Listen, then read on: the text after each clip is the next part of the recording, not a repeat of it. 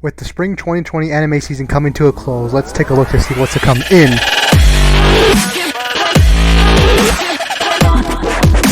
Starting this thing off is Haikyuu to the Top, Part 2. Huh? It's been delayed? What do you mean? There's a global pandemic happening? Really? Why haven't I heard about this? Oh, I haven't left the house in like 5 months. Ah, makes sense. Well, there's nothing I can do about that.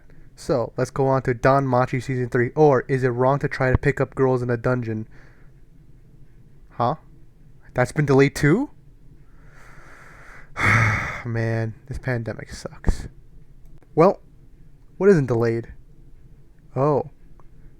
Coming back from the delay of last season are A Potted Run Man, a Japanese-speaking race across America. Huh. I felt like I've seen that somewhere before. Millionaire Detective, Balance is Unlimited, showing us that money really just can't buy you anything. And Diary of Our Days of the Breakwater, just some wholesome, cute girls doing fishing things. These anime have already aired a couple episodes each, so you can see if you like them or not and want to keep continuing the series. Next on the list are the seasonal sequel series. Man, that was a tongue twister. Starting this off is ReZero, Starting a Life in Another World Season 2. With many people questioning if this would get a second season or not, it finally came, only to be delayed a bit longer. But now it's finally here. And honestly, I have high hopes for it. With the first season becoming a cultural icon in the anime community, it's no surprise that I hope the second season delivers, honestly. Rem is best girl, by the way. Actually, speaking of best girl, let's talk about Yukino, from My Teenage Romantic Comedy Snafu Climax. My Teenage Romantic Comedy is the story of this Yamaguchi-looking character. Actually, wait, hold on. What came first? Let's see. Teenage Romantic Comedy Snafu Light Novel. Let's see. There it is. 2011. Okay.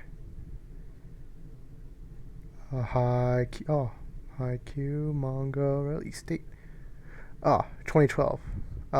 Well, the story focuses on Hachiman being completely edgy and ruining his social standing until he meets Yukino and Yui. And now they must solve other people's problems until they get to their eventual problem that they both like Hachiman. The reason I like this so much is the chemistry and dialogue these characters have is some of the greatest I've seen in any anime.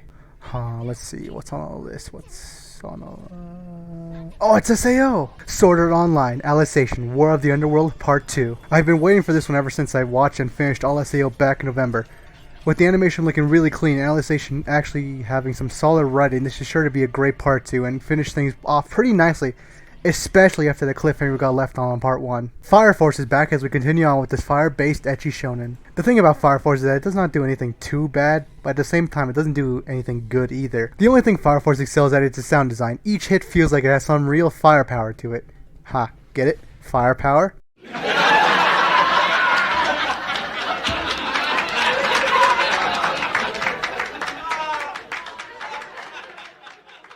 Now it is time to get into the seasonal originals. We're starting off with the God of High School. With the absolute titan that Tower God is this season, everyone is looking at the God of High School with super high expectations.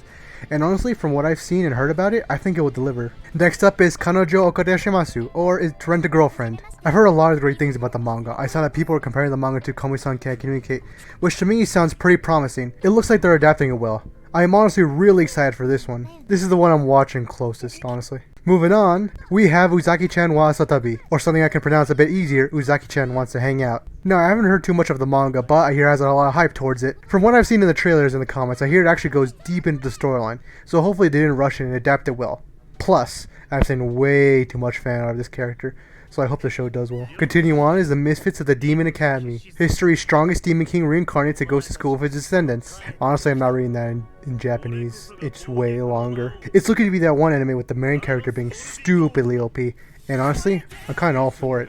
There's just something so satisfying watching broken characters doing immense feats like it's nothing. Decadence has a great premise in that humans have survived in a world filled with monsters called Garo by building a great mecha base called Decadence. The people of Decadence fall into two categories: gears, warriors who fight the Garo daily, and tankers, those without the skills to fight. One day, Natsume, a tanker girl who dreams of becoming a gear, meets Surly Kaburi, an armor repairman of the Decadence. Honestly, this sounds like a super good concept. Now it's up to Studio Nut, Yeah, that's their studio name to execute it right. Monster Musume Onoshina. I thought it was Monster Musume sequel, honestly. Or just like some kind of spin-off. Something of that nature. But looks to be a bland, itchy anime, which isn't bad, but it's not really too good either. Now this one I'm super curious. Super Xeros. I think it's going to be rival interspecies reviewers and drawing the between anime and the not safe for work anime. I'm an aggression household, I can't say that word out loud. And honestly, I'm ready for it. Now honestly, we're pretty much ending this on a very sour note with Goodbye It. This is the worst looking show so far in my opinion. With what the trailer has shown, I expected this to be the actual like worst of the season. The CGI looks so trash. Like, you think Crunchyroll would have paid him a bit nicer to at least like bump, like look at the CGI. Come on. You don't think they could have, maybe increased it up a bit? So yeah, that was all the summer 2020 anime TV shows. But yeah, bye.